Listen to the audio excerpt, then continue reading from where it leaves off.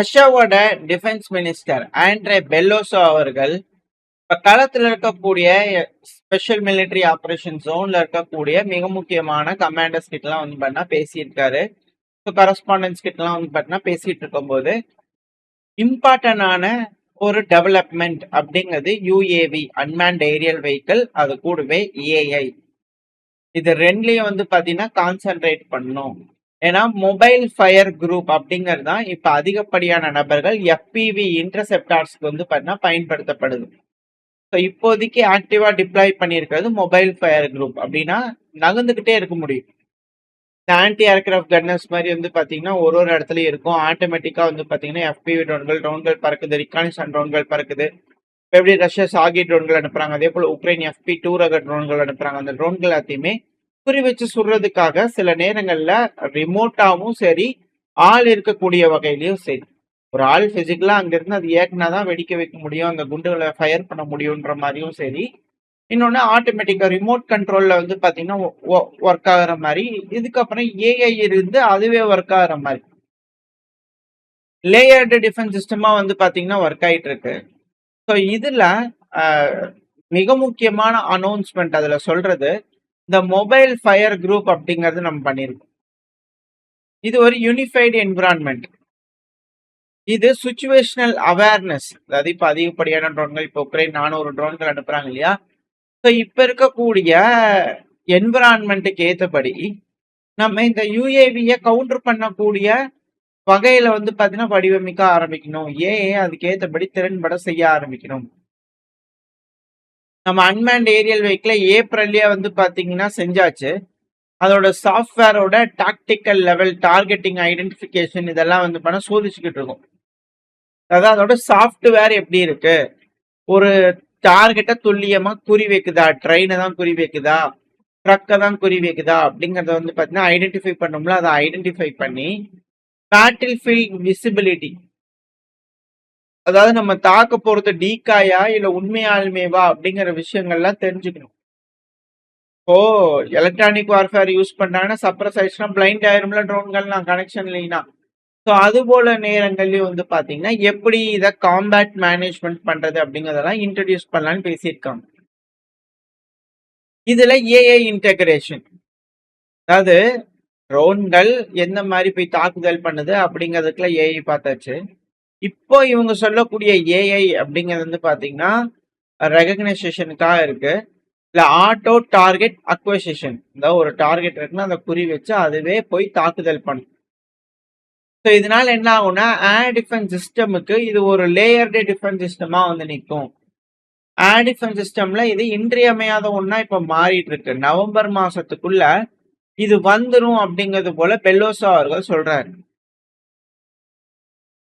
Anti aircraft கன்னர்ஸ்லாம் இருக்கு இல்லையா, அதுக்கு பதிலாக ட்ரோன்களை வந்து பாத்தீங்கன்னா இப்ப எப்படி இன்டர்செப்டார் ட்ரோன் வருதுன்னா இங்க இருந்து ஒரு ட்ரோனை ஃபயர் பண்ணா அது போய் வேகமா அடிக்குது. ஸோ அதுதான் இன்டர்செப்டார் ட்ரோன்கள். அது இருதரப்புலையும் பயன்படுத்திட்டு இருக்காங்க. ஆனா இப்ப என்ன சொல்றாங்கன்னா ஏஐ இருக்கக்கூடிய மொபைல் குரூப் டிஃபென்ஸ் சிஸ்டமும் உருவாக்கணும் அப்படிங்கிற பெல்லோசா அவர்கள் சொல்றாரு. ஸோ இதனால ஏஐ இருக்கிறதுனால ட்ரோன்கள் வருது. இப்போ உக்ரைன் 400 ட்ரோன்கள் அனுப்புறாங்க. ஸோ இது போல பல பகுதிகளில் இது போல வச்சுட்டாங்க அப்படின்னா ட்ரோன்களை துரத்தி போய் வேட்டையாடும். ஸோ அப்படி போகும்போது டார்கெட் சிஸ்டம், இந்த ட்ரோன் நம்மளோடதா இல்ல எதிரியோடதா, அது எப்படி நம்ம கண்டுபிடிக்கலாம்? இப்ப ட்ரோன்னா எந்த இடத்துல போய் தாக்குதல் பண்ணணும், அது கரெக்டா நடக்குதா இல்ல லேட் ஆகுதா, என்ன நடக்குது அப்படிங்கிற விஷயங்களை தெரிஞ்சுக்கிறதுக்காக அடுத்தடுத்த கட்ட டெவலப்மெண்ட்டை நோக்கி போகலாம் அப்படிங்கிற சொல்லிக்கிறாங்க. நவம்பர் மாசத்துக்குள்ள எக்ஸ்பெக்ட் பண்ணலாம் அதோட ரிசல்ட்ஸ் அப்படிங்கிற சொல்லிக்கிறாங்க. ஸோ அன்மேன்ட் ஏரியல் வெஹிக்கிளோட அடுத்தடுத்த கட்ட வளர்ச்சி, ட்ரோன்களை தடுக்கிறதுக்கு ட்ரோன்களை இப்ப களமிறங்கி இருக்குன்றது தான் இதுல இருக்கக்கூடிய பாயிண்ட். இதுல என்ன ஒரு விஷயம்னா, இந்த படை வீரர்கள் இருக்காங்க இல்லையா, அவங்க ஆள் இருந்து தாக்குதல் பண்றதை விட இந்த ட்ரோனுக்கு எகெயின்ஸ்ட் எஃபெக்டிவா இருக்கிறது ஆள் இல்லா தொழில்நுட்பம் தான் எஃபெக்டிவா இருக்கு. அதுவும் 3 மடங்கு அதிகமான ரிசல்ட்ஸ் தருது. ஏன்னா ஒரு ஆள் குறி வச்சு சுடுறதுங்கிறது அது அந்த ஆளை பொறுத்தது தான், டேலண்ட்டை பொறுத்தது தான், மிஸ் ஆகலாம், லக்கை பொறுத்தது தான், இது எல்லாமே விஷயங்கள். ஆனா இது ஏஐ அப்படிங்கும்போது, ஒரு ட்ரோன் அப்படிங்கும்போது வந்து பாத்தீங்கன்னா அந்த ட்ரோன்கள் அது மிஷின் அப்படிங்கறனால, கம்ப்யூட்டர் அப்படிங்கறனால ட்ரோன்கள் இலக்க குறி வச்சு தாக்கி அழிக்கிறது அதிகப்படியா இருக்கு அப்படிங்கிற சொல்றாங்க. ரஷ்யா, அதுக்கப்புறம் பெலருஸ். இந்த 2 நாடுகளும் இணைஞ்சு இப்போ பெலருஸோட லுகஷெங்கோ அவர்கள் ரஷ்யாவுக்குள்ள வந்திருந்தாங்க. ஸோ ரஷ்ய அதிபரோட பேசிட்டு இப்போ லுகஷெங்கோ அவர்கள் சைனாக்கு போயிருக்காரு. ஸோ அந்த டைம்ல வந்து பாத்தீங்கன்னா என்ன பேசிக்கிட்டாங்க அப்படிங்கிற பெரும்பான்மையான விஷயங்கள் சொல்லப்படலை. அனலிஸ்டோட கருத்துக்கள் என்னன்னா, போன பதிவில் நம்ம பார்த்துருப்போம் பெலருஸ் போருக்கு வராங்க அப்படிங்கிறது போல. ஸோ இது தீவிரமா எஸ்கலேட் ஆயிட்டே இருக்கு அப்படிங்கும்போது பெலருஸும் இதுக்குள்ள என்டர் ஆகுறாங்கன்னா இதுக்கப்புறம் ட்ரோன்களோட தாக்குதல் அதிகப்படியா இருக்கும். ஸோ அதனால இந்த defence system, layer defence system அதிகப்படுத்தணும் அப்படிங்கிறது போல பேசிக்கிட்டு இருக்காங்க. ஸோ இந்த டெக்னாலஜிக்கலுக்கான லேபுக்கு ஃபண்டிங் பண்றது 2 மடங்கு அதிகரிச்சிருக்கு அப்படிங்கல பெலோசா அவர்கள் சொல்றாரு. ஸோ என்ன தெரியுதுன்னா, ட்ரோன்களை தடுக்கிறதுக்கு ட்ரோன்கள் பெருமளவில் வந்து பண்ண இதுக்கப்புறம் களத்தில் இறங்க போகுது. பல பகுதிகளிலும் டிஃபென்ஸ் சிஸ்டம் அப்படிங்கிற வந்துட்டாலே அது லேயர்டு தான், அதுவும் மல்டி லெவல் தான், அதுவும் இது போல ஈஸி அவைலபிலிட்டியா இருக்கும் அப்படிங்கிறது போல ஒரு சூழ்நிலைக்கு மாறிட்டு. ஸோ ட்ரோன்கள் யாருக்கிட்ட அதிக அளவில் இருக்கோ அவங்க தான் டாமினேட் பண்ண போறாங்க அப்படிங்கிற மாற்று கருத்துல ட்ரோன்களோட தொழில்நுட்பத்தை பேஸ் பண்ணி தான் இது எல்லாமே இருக்க போகுது வருங்காலம் எல்லாமே. ஸோ ஏஐ பேஸ் பண்ணி டிஃபென்ஸ் சிஸ்டம், ட்ரோன் இன்டர்செப்டாரை உருவாக்குறதுக்காக பேசிக்கிட்டு இருக்காங்க. ஏன்னா இப்ப கர்கிவ் பகுதிகளில் தாக்குதல் பண்ணாங்க இல்லையா ரஷ்யா, நம்ம கூட வீடியோ பதிவு பார்த்துருப்போம். 2 நாளா தொடர்ச்சியா எரிஞ்சுக்கிட்டு இருக்க ஒரு ஜிரான் ட்ரோன் தாக்குதல் பண்ணதுக்கு 2 நாளா கர்கிவ் பகுதியில தீப்பிடிச்சு எரிஞ்சுக்கிட்டு இருக்கு அப்படிங்கிற செய்திகள். எல்லாத்துக்கும் மேல ஜிரான் 5 வகை ட்ரோன்கள் உக்ரைனோட வேர் ஹவுஸ் மேல வந்து பாத்தீங்கன்னா தாக்குதல் பண்ணியிருக்காங்க. இதனால போக்குவரத்து அப்படிங்கிறது பண்ண பெருமளவுல தடைபட்டிருக்கு. அதாவது லாஜிஸ்டிக்ஸ், இப்ப வேர் ஹவுஸ்ல இருந்து களத்துல ஃப்ரண்ட் லைனுக்கு வேணும் அப்படின்னா கொண்டு போய் கொடுப்பாங்க இல்லையா. ஸோ இது போல இருக்கிறதுனால தடை ஏற்பட்டிருக்கு. இதனால ஸோ பெருமளவுல பொருட்கள் போய் சேரல ஃப்ரண்ட் லைன்ல இருக்கிறவங்களுக்கு. ஸோ இந்த தீயணைப்பு அணைக்கணும் அப்படிங்கிறது வந்து பண்ணா பெருமளவுல இருக்கு அப்படின்னு சொன்னாங்க. ஸோ இதுக்கு நடுவில் ஃபேப் 1500 ரக குண்டுகள், உக்ரைனோட நிக்கலேவ்கா அப்படிங்கிற பகுதிகளில் ஃபேப் 1500 ரக குண்டுகளை வந்து பார்த்தீங்கன்னா ஏவிட்டு போயிருக்காங்க. அது கூடவே ஃபேப் 3000 ரக குண்டுகளை ஒரிக்கவ் பகுதிகளில் போட்டிருக்காங்க. ஆனா இந்த ஒரிக்கவ் இது போல பகுதிகளில் வந்து பண்ணா முன்னேற்றம் நடந்துகிட்டு இருக்கு இல்லையா.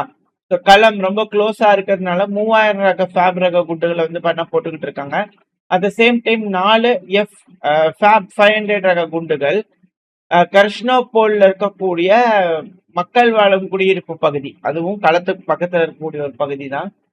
ஸோ அங்க கிராமங்கள்ல வந்து பாத்தீங்கன்னா அட்டாக் பண்ணியிருக்காங்க. உக்ரைனோட இது ஒரு ஸ்ட்ராங் பாயிண்ட் அப்படின்னே சொல்லலாம். இந்த பகுதிகள்லாம் தொடர்ச்சியா அதிகப்படியான ஃபேப் ரக குண்டுகளை வந்து பார்த்தா போட்டிருக்காங்க.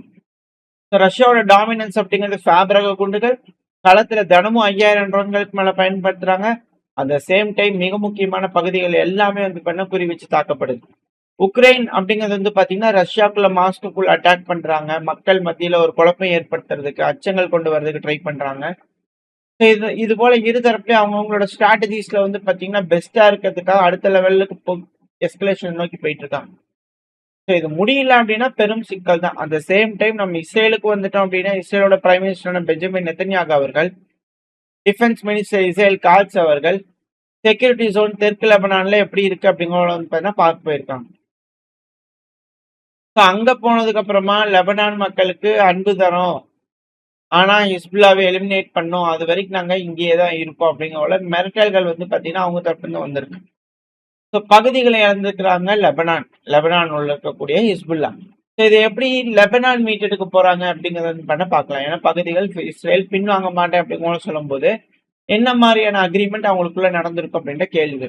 அட் சேம் டைம் இஸ்ரேலோட பினான்ஸ் மினிஸ்டர் கலஸ் மொட்ரிச் அவர்கள் அவர் என்ன சொல்லிக்கிறாருன்னா, இஸ்ரேல் ரெடியா இருக்கு, இஸ்ரேலான நாம ரெடியா இருக்கும், இம்மீடியட்டா ஜூயிஸ்க்கான வீடெல்லாம் இருக்கு இல்லையா வடக்கு காசா பகுதியில நம்ம செட்டில்மெண்ட்ஸ் அமைக்கலாம். நெத்தன்யாகு அவர்கள் மட்டும் கையெழுத்து போட்டார் அப்படின்னா அடுத்த செகண்ட்ல நம்ம பண்ண ஆரம்பிச்சிடலாம். காசா ஃபுல்லா கான்குவர் பண்ணுங்கிறத எண்ணம். பட் ஆனா இப்ப அதுக்கான வழி இல்லை. பட் இருந்தாலும் பரவாயில்ல, காசால மக்களை குடியேற்றக்கூடிய வேலைகளை இறங்கலாம் அப்படிங்கிறது போல அவங்க தப்புன்னு செய்திகள் வந்திருக்கு. இது மேலும் மேலும் எஸ்கலேஷன் தான் கொண்டு போய் விட போகுது. ஆல்ரெடி ரஷ்யா உக்ரைன் பிரச்சனை ஏற்கனவே எஸ்கலேஷன்ல இருக்கு.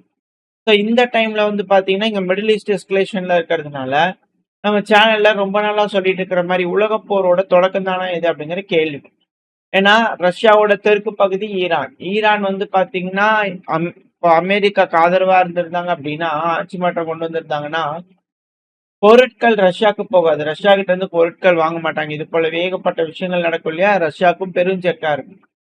ஸோ இது போல பிரச்சனைகள் இருக்கனால எப்படி சமாளிக்க போறாங்க? அமைதியா பேசி பிரச்சனைய தீர்த்துக்கிட்டாங்கன்னா பரவால்ல. அப்படி இல்லன்னா பெரும் சிக்கல் தான். ஸோ அமைதியா பேசி தீர்த்துக்குவாங்கன்ற நம்பிக்கையில இந்த பதிவ நான் முடிச்சுக்கலாம். ஓரளவுக்கான தகவல்கள் இந்த பதிவுல பார்த்துருப்போம். இந்த பதிவு எப்படி இருந்துச்சு உங்களுக்கு பிடிச்சிருக்கா? பிடிச்சுனா லைக் பண்ணிட்டு, உங்க ஃப்ரெண்ட்ஸ் நம்மள ஷேர் பண்ணிக்கோங்க. அது கூடவே மறக்காம நம்ம சேனல சப்ஸ்கிரைப் பண்ணலாம். மறக்காம சப்ஸ்கிரைப் பண்ணிக்கோங்க. இந்த பதிவு நல்லா இருக்கும்னு நம்பிக்கையில அடுத்த பதிவுல உங்கள சந்திக்கிறேன். Stay safe. பை.